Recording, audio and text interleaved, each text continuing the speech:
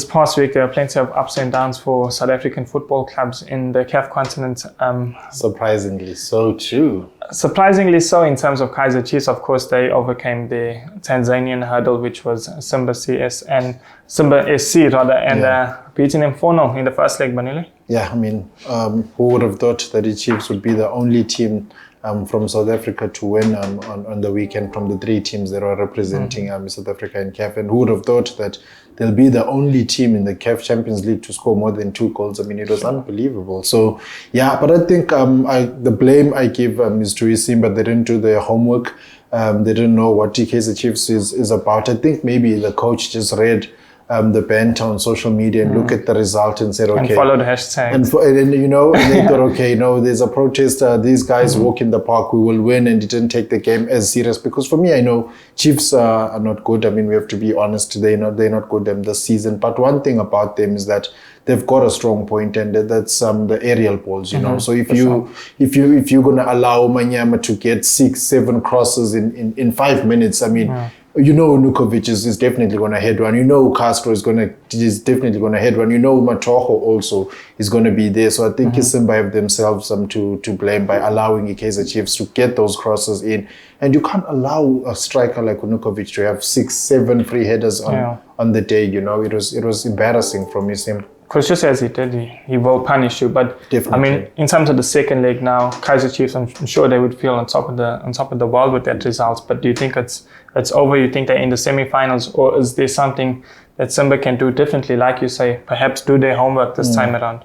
Look, I mean, we've seen strange things happen in Champions League. If I make an example of Europe, we've seen Liverpool overturning 3-0 deficit. We've seen Barcelona overturning 4-0. We've seen Roma overturning a 4-1 against Barcelona. So if you come with the mindset, you throw, then you're going to be in big trouble. I mean, it's going to be jam-packed. 60,000 fans will be there in the stadium. So, it's a lot. But I think if the Chiefs can try, go to halftime at 0-0 or something, try that, then I'd say that they'd be through. But they mustn't come into a mindset, this team, we beat them 4-0, it was 4-0 at 60 minutes, they weak and all of that. Such mindset you don't need, especially in the Champions League quarterfinal, because it would be more embarrassing than losing the league last season if they were to throw this away. Yeah, and just from a Tanzanian point of view, doing their homework, how can they change it? Because Chiefs will still be, as they were in the first leg, still be solid with their set pieces. And Simba will still have their short defenders. So how can they fix it? You need, I mean, you've got fans. That's advantage number one, and you have to make Chiefs panic. How do you then make them panic? Is score an early goal inside 10 minutes, just like how Chiefs did at the FNP.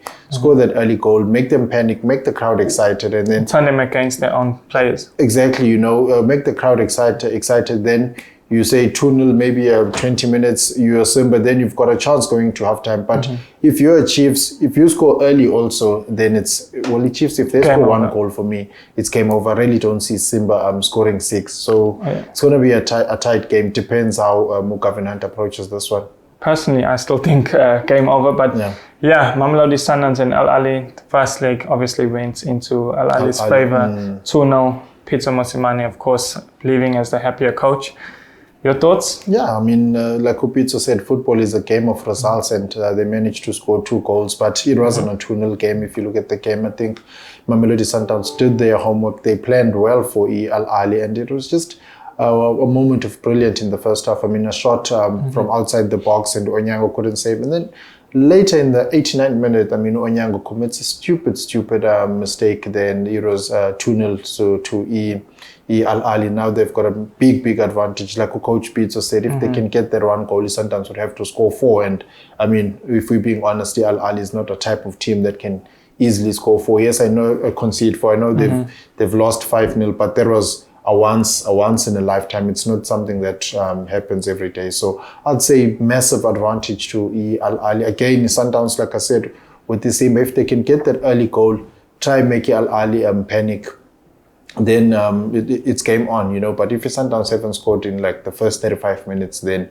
Al Ahly will get more and more confident. Mm-hmm. Is that what Sundowns are lacking? Is it that CAF experience under this current regime? Because when Pitso was there, I've spoken to a few Sundowns supporters and they were quite optimistic that they can overturn this 2-0 deficit. But then I just reminded them that, remember, it's no more Pitso Mosimane. It's under new management.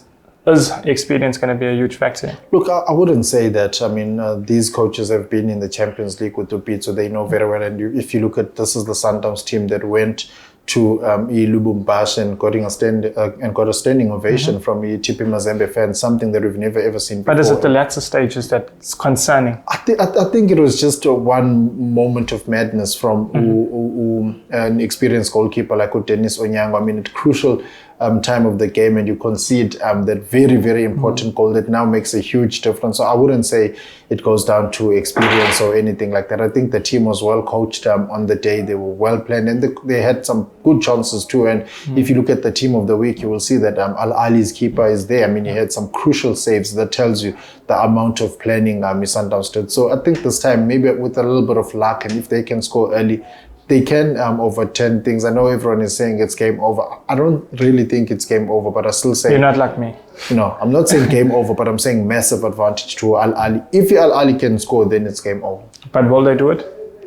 Well, they can. Prediction time. I think Al Ahly can score. They've got very quick forwards, and we know Mamelodi Sundowns, they don't have the quickest of defenders. I mean, you look at Ulibusa, you look at Nascimento, even Uteruka and Onyango, they're not the quickest. So if you're going to push... Even Kutsia when he tucks in. Exactly. So if you're going to push, we know Al Ahly, they'll be sitting deep. Bazo Bebe pass, like how everybody said, that's the term now. So Bazo Pagi pass, Sundowns will have to come all out. But now, when Al Ahly get that break, I think Sundowns will be in big trouble. Those are the things they must try to avoid. Well, that's the thoughts of Banele Pikwa and myself, Jesse Nagel. For more content, tune into the Soccer Bets News YouTube channel and hit that like button and subscribe to our YouTube channel. Banele, until next week. Yeah, definitely. Until next week, good luck to the South African teams. Cheers. For more soccer betting tips and previews, get the latest copy of Soccer Betting News for only 10 Rand at your nearest Hollywood-based branch or news agent.